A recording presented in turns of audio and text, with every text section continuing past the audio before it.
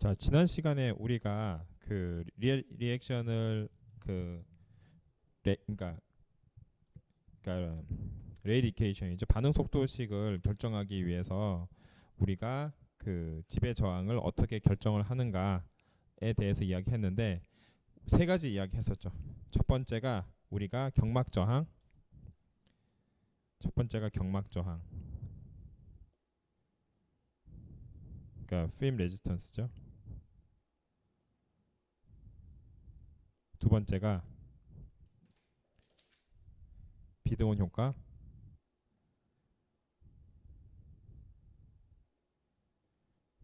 넌 아이소서멀. 세 번째가 기공저항이죠. 기공저항.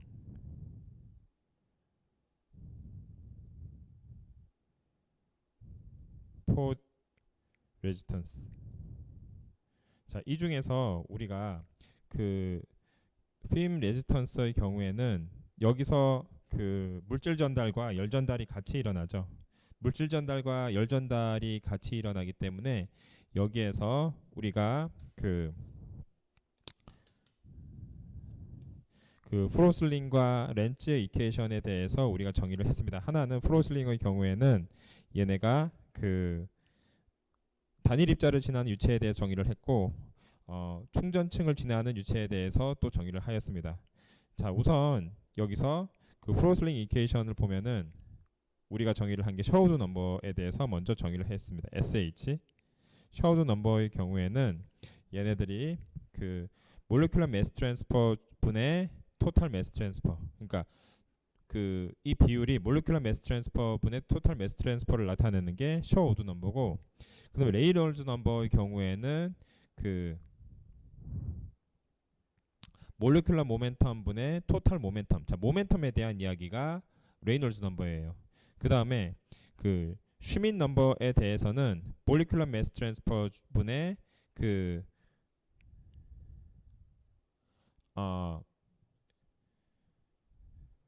샤우드 넘버, 그러니까 슈미트 넘버의 경우에는 두 개를 고려해 준 게, 하나는 그 비스코스 이펙트와 그 다음에 그 이너시아 이펙트, 그러니까 관성의 효과 두 개에 대해서 같이 비교를 하는 거죠. 그러니까 일종의 운동과 매스 트랜스퍼를 같이 비교를 했다라고 이야기를 할 수가 있겠습니다. 그래서 우리 세 개가 같이 여기에 나오는 샤우드 넘버, 레이놀즈 넘버, 슈민 넘버, 요 세 개를 같이 이제 우리가 합쳐서 여기에 있는 경막 저항을 그 기술하는 데 쓸 수가 있는 거죠. 자, 그러면은 여기서 그 샤우드 넘버의 경우에, 자, 샤우드 넘버의 경우에 다음과 같이 요거 하나는 이제 한 개의 파티클, 그 다음에 요거는 충전층. 그런데 충전층이든 한 개의 파티클이든 간에 얘네들이 표현하는 형태의 경우에는 굉장히 비슷하게 나타납니다.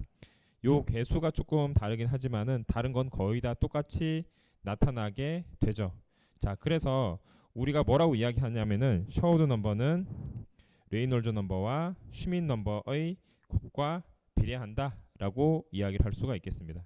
자, 여기서 이제 K의 경우에는 매스 트랜스퍼 코에피션트 K가 되겠죠. 그러니까 그러니까 유체상에서의 매스 트랜스퍼 코에피션트는 다음과 같이 이제 표현이 되겠다. 자, 여기서 X라고 이제 표현을 했는데 완전히 같지는 않다라는 이야기를 하는 게 X라는 표현이 되겠습니다. 어쨌든 지금 그 샤우드 넘버는 토탈 매스 트랜스퍼 분의, 그러니까 몰레큘러 매스 트랜스퍼 분의 토탈 매스 트랜스퍼를 이야기를 한 건데, 이게 샤우드 넘버와 레이놀즈 넘버로서 표현이 된다라고 이야기를 할 수가 있겠고, 여기서 우리가 작은 그 속도와 이제 파티클의 경우에는 dp에 비례하고 큰 그 파티클과 속도의 경우에는 다음과 같이 식의 유속이 들어간 식에 비례하게 되겠다. 자, 그래서 우리가 그 레이 컨스턴트와 KGSX가 있는데, 여기서 그 물질 전달에 대해서 이야기를 할 때 그 K가 뭐라 그랬어요? 매스 트랜스퍼 코에피션트라고 했죠. 여기서 매스 트랜스퍼 코에피션트의 경우에는 얘네가 그 어디에 비례를 하냐면은 레이 컨스턴트와 그 다음에, 그러니까 비례를 하는 게 비교를 하냐면은 레이 컨스턴트와 그 다음에 매스 트랜스퍼 코에피션트를 비교를 했을 경우에 매스 트랜스퍼 코에피션트가 그 레이트에 대한 코에피션트보다 훨씬 크게 작용하기 때문에 결국 이야기하고 싶은 거는 뭐냐면은 매스 트랜스퍼가 for 이펙트가 도미넌트하게 작용한다.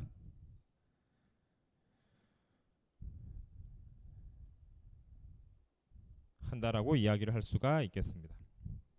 자, 그 다음에 그 비등원 효과에 대해서도 넌 아이소서멀인 비등원 효과에 대해서도 그때 이야기를 했었고요. 그 다음에 기공 저항에 대해서도 이야기를 해서 다시 한번 여기에서 정리를 하도록 하겠습니다. 자, 이제 이번 시간에는 그 18장의 마지막 시간으로서 복합 반응에서 생성물 분포에 대해서 이야기를 하도록 하겠습니다. 복합 반응에서 생성물의 분포. 자, 우리가 지금 그 패럴렐 리액션이라는 게 있어요. 평행 반응에서 우리가 그 단일 반응물이 분해가 됐을 경우에 어떻게 될 것이냐라고 할 때 기공 확산 저항이 없는 경우와 기공 확산 저항이 있는 경우 두 개를 비교하도록 하겠습니다. 첫 번째, 자 아까 이야기한 것처럼 기공 확산 저항이 없는 경우.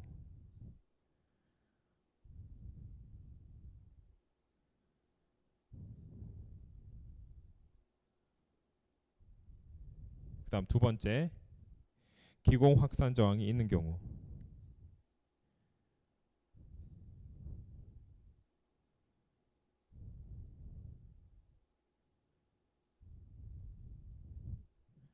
자, 두 개를 비교를 하는데 우선 패러렐 리액션의 경우에는 우리가 어떻게 표현이 되냐면은 얘가 디자이얼드와 언디자이얼드 두 개로 우리가 갈 수가 있겠습니다. 자, 디자이얼드의 경우에는 다음과 같이 표시가 되고 언디자이얼드의 경우에는 아래와 같이 표시가 되겠습니다.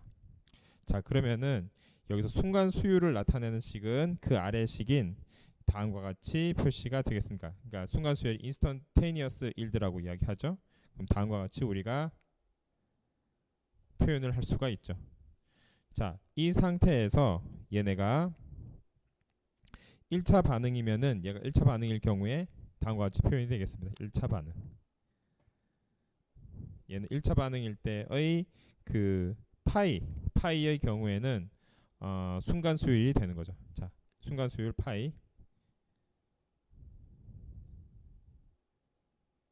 파이가 다음과 같이 표현이 되겠다. 자, 그래서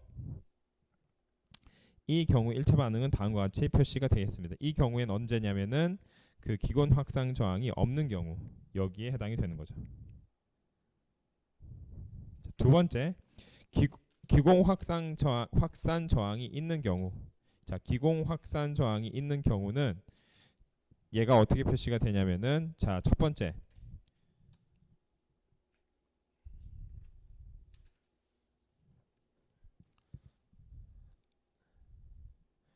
R이 이렇게 표시가 되고 여기에서 다음과 같이 이런 식으로 표시가 되겠습니다. 자, 두 번째, 여기서 이 RR은 다음과 같이 표시가 되고 여기서 MT에 대한 식이 이렇게 표시가 되겠죠. 자, 이게 이제 첫 번째 반응 속도에 대한 표현이죠. 반응 속도. 반응 속도에 대한 표현이 다음과 같이 되고요.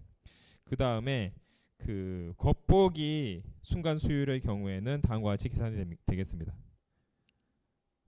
겉보기 그러니까 겉보기라는 게 관찰된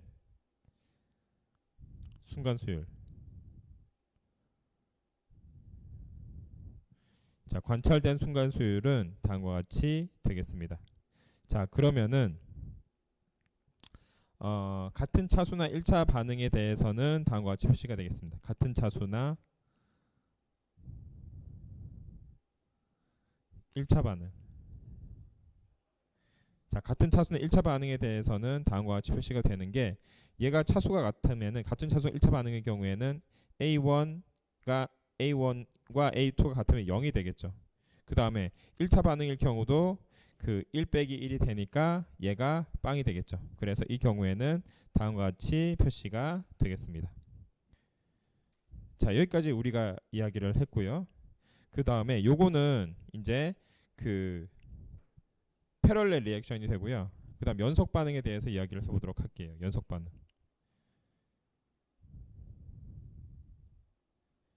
자, 연속 반응은 A가 R이 됐다가 S가 되는 반응이 연속 1차 반응이 되겠습니다.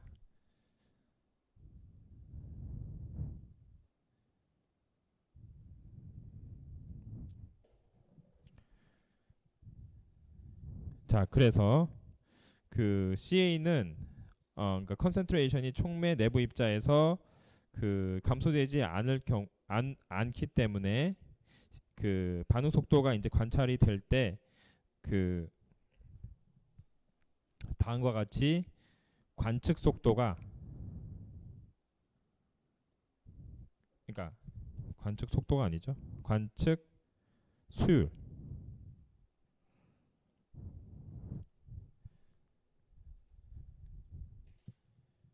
관측 수율이 실제 수율과 같게 나타나게 되겠습니다. 실제 수율. 이 경우는 다음과 같이 쓸 수가 있겠다. 자, 이 경우에도 우리가 그 강한 확산 저항이 기공 저항이 있는 경우와, 그러니까 기공 저항이 없는 경우와 기공 저항이 있는 경우 두 개로 나눌 수가 있어요. 자, 기공 저항이 없는 경우는 그냥 다음과 같이 이제 쓸 수가 있는데, 강한 기공 저항이 있는 경우는 여기서 케이스별로 우리가 이야기를 할 수가 있겠습니다. 두 번째, 강한 기공 저항이 있는 경우, 첫 번째 그 MFR의 경우에는 어떻게 나타나냐면은 그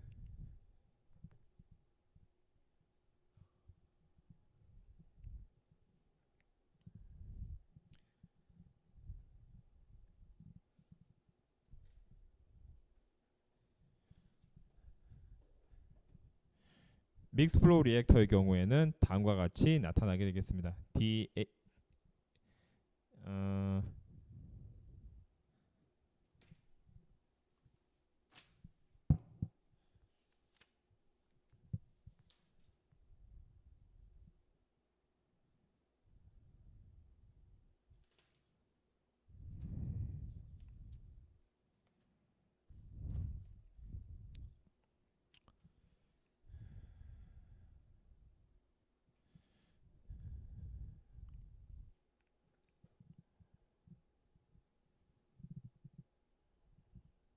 자, 믹스 플로우 리액터가 결국에는 뭐의 식과 같냐면은 그 반응기 내에서 그 미분형식이 다음과 같이 나타나게 되는데요.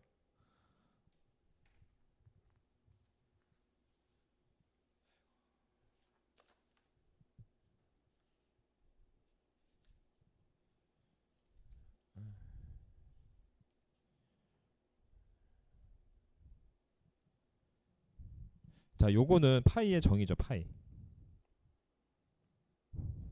자, 파이의 정의가 DC, 그러니까 다시 한번 할게요. 얘네가 지금 우리가 결국 알려고 하는 게 일드죠, 일드. 인스턴테니어스 일드인데 수율이 전체분의 우리가 원하는 거. 자, 전체분의 원하는 거가 우리가 결국에 원하는 수율이 되겠죠. 그 수율을 계산을 할 때 DCH 분의 RG, 그러니까 RG 이런 식으로 우리가 계산을 할 수가 있게 되겠습니다. 자, 그러면은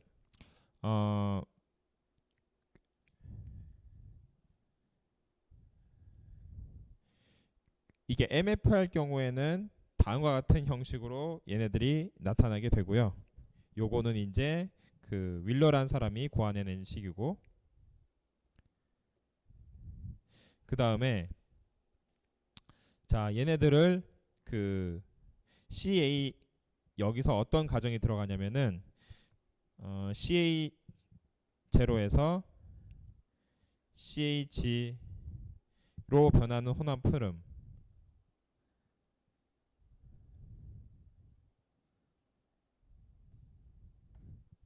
자, 이 경우에서는 CR 제로가 0이고 바운더리 컨디션이죠. 여기서 적분을 했을 경우에 CRG가 다음과 같이 나타나게 되겠다.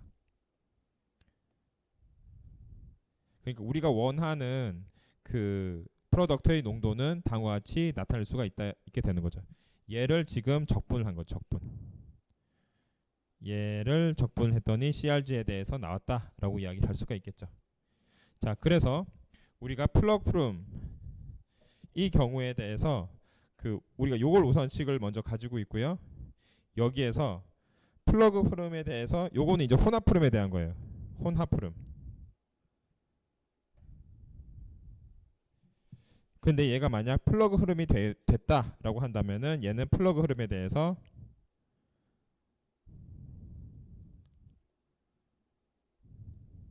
다음과 같은 식으로 표현을 할 수가 있게 되겠습니다. 자, 이거는 CR0는 0이죠. 왜냐면 처음에는 0이었으니까. 처음엔 0이었으니까 그 점점 늘어나면서 얘네가 커지는 프로덕트가 늘어나는 영향을 우리가 보여주는 거죠. 자, 그래서 이 경우를 우리가 기공저항이 없는 경우, 지금 우리가 기공저항이 있는 경우죠. 기공저항이 없는 경우와 비교를 해서 기공저항이 없는 경우와 비교를 해서 우리가 변형을 하면은 지금 여러분이 참고해야 할 게 챕터 8에서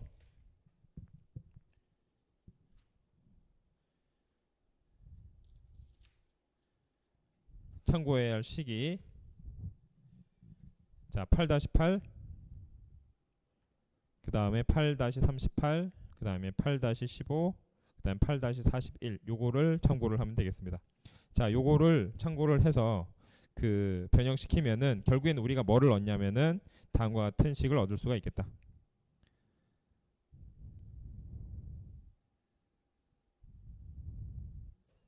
다음과 같은 식을 얻을 수가 있겠다.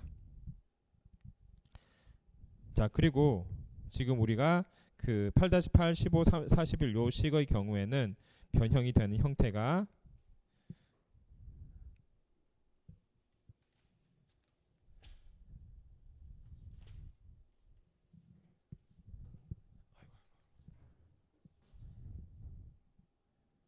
얘는 8-8, 8-38이고요. 그 다음에 8-15, 그 다음에 8-41의 경우에는 8-41의 경우에는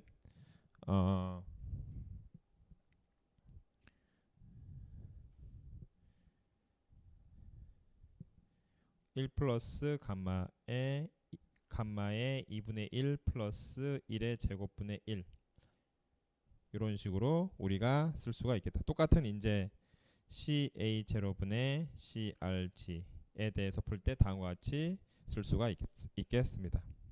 자, 그래서 결국에 이제 우리가 표 18.2를 보면은 우리가 알 수 있는 것은 기공에서 확산 저항이 큰 경우, 확산 저항이 크면은 수율이 2분의 1로 되겠다라고 알 수가 있겠습니다. 자, 여기서 그래서 자, 여러분 우리가 조금 복잡하게 갔는데 우리가 지금 다룬 게 뭐냐면은 다단계 반응, 그러니까 패러렐 리액션 또는 시리즈 리액션이 있을 경우에 얘네가 수율에 대해서 우리가 이제 그러니까 결국에 우리가 지금까지 이야기한 것은 그냥 단일 반응에서 이야기했는데 지금 얘네가 패러렐 반응 또는 연속 반응일 경우에 어떤 비헤이비어를 보이는가에 대한 이야기를 하는 거예요. 그러면은 여러분이 챕터 8에서 패러렐 리액션과 그 다음에 시리즈 액션에 대해서 다시 한번 스터디를 하고 요거를 보는 게 훨씬 더 도움이 될 것 같은데요. 우선 패러렐 리액션에 대해서 우리가 원하는 RR을 만드는 것은 다음과 같이 표시가 되고 우리가 원하지 않는 RS를 만드는 것은 우리가 다음과 같이 표시가 되죠. 자, 그러면 결국에는 우리가 전체 구하는 수율은 R 플러스 S분의 R이 되는 거죠. R 플러스 S분의 R이 되는데 그게 다음과 같이 우선 표현이 되겠죠. 그리고 얘가 1차 반응일 경우에는 다음과 같이 표시가 되겠습니다. 자, 여기까지는 됐죠? 이게 포 레지스턴스가 없을 경우에는 굉장히 간단하게 나타납니다. 근데 포 레지스턴스가 있을 경우에는 뭐를 고려를 해야 되냐면은 실 모듈러스에 대해서 고려를 해야 되겠죠. 실 모듈러스를 고려를 해야 될 경우에는 여러분이 보는 바와 같이 다음과 같은 식으로 우리가 표현이 될 수가 있겠다. 그러니까 왜냐면 RR이 이렇게 나타나니까 거기를 고려한 식이 다음과 같은 식이 되고, 그 다음에 1차 반응일 경우에는 이런 식으로 우리가 되겠다. 자, 패러렐 리액션일 경우에는 좀 간단하게 표현이 돼요. 근데 시리즈일 경우엔 조금 더 어찌 보면 까다로울 수가 있는데, R이 됐다가 결국에 S가 되는 그 반응이 되는 거죠. 자, 시리즈 리액션의 경우에는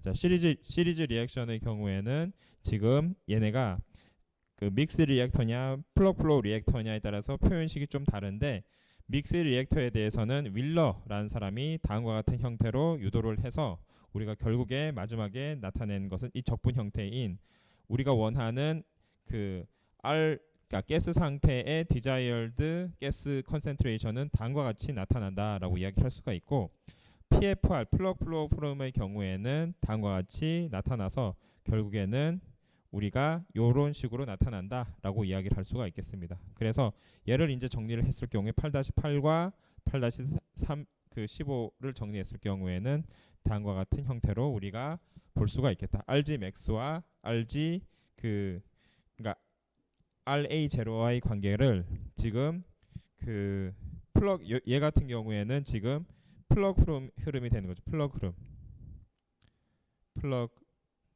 플로우 리액터일 경우는 이렇게 되고, 얘의 경우에는 믹스드 플로우 리액터에 해당이 되겠습니다. 자, 여기까지 이제 우리가 그 여러 가지 그 반응이 복합된 경우에 대해서 알아보았고요. 그 다음에 그 리얼 캐탈리스트에 대해서 조금 더 확장한 거를 알아보도록 하겠습니다. 자, 리얼 캐탈리스트의 경우에는 얘네가 기본적으로 우리가 포를 정의를 쉽게 할 수가 없어요. 다양한 사이즈로 얘네가 포를 형성을 하기 때문에, 그래서 우리가 얘를 어떻게 모델링을 해가지고 포를 정의를 할 수밖에 없습니다. 그러면 두 가지 포 사이즈에 의해서 얘를 나타낼 수가 있는데, 첫 번째 얘를 어떻게 이제 큰 포가 있으면은 이 안으로 이런 식으로 작은 포가 들어간다라고 이제 포 구조를 모델링을 할 수가 있어요. 그러니까 라지 포와 스몰 포로 이루어져 있다라고 이야기할 수 있는 거죠. 그럴 경우에 얘네가 알파에 따라서 non-porous일 수도 있고, 그 다음에 한 가지 사이즈인 포일 수도 있고, 그 다음에 두 가지 포 사이즈일 경우도 있습니다. 그래서 크게 알파가 0일 때는 non-porous, 알파가 1일 때는 한 가지 사이즈, 알파가 2일 때는 두 가지 사이즈로 포 모델을 우리가 구분을 할 수가 있겠죠. 자, 이 경우에 우리가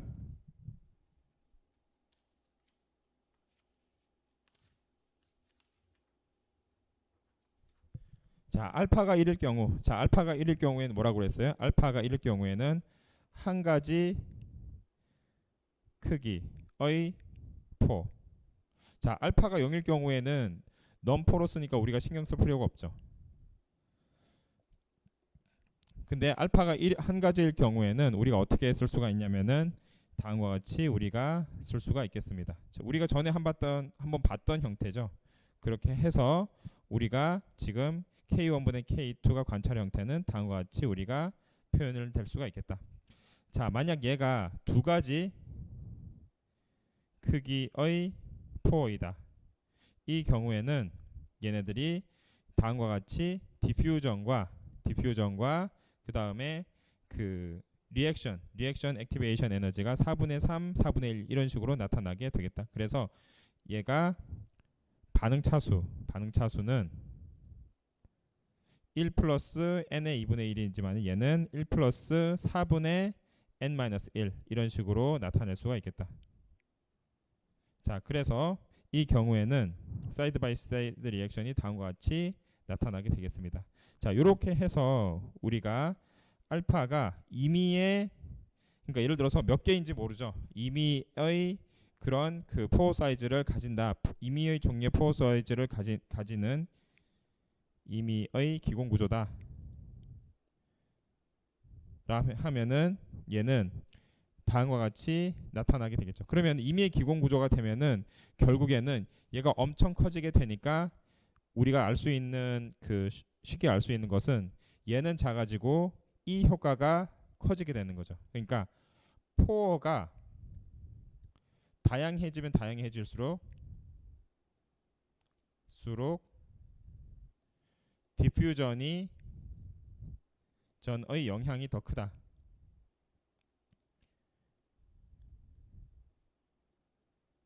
라고 이야기를 할 수가 있겠습니다. 자, 그렇게 해서 이때 이제 반응 차수는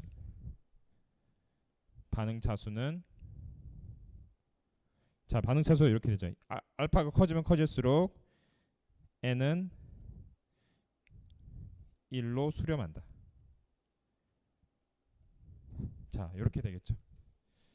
자, 그래서 우리가 지금 그 알파를 잘 모를 경우에는 기공 확산이 중요하지 않은 조건에서 실험을 해야지, 만약 그 기공 확산이 중요한 조건인데 알파를 모른다라고 한다면 굉장히 결과값이 왜냐하면 촉매 구조에 굉장히 디펜던트하기 때문에 결과값이 우리가 관찰하는 값과, 그러니까 예상하는 값이 관찰하는 값과 크게 차이가 나타날 수밖에 없겠다라고 이해할 수 있겠습니다.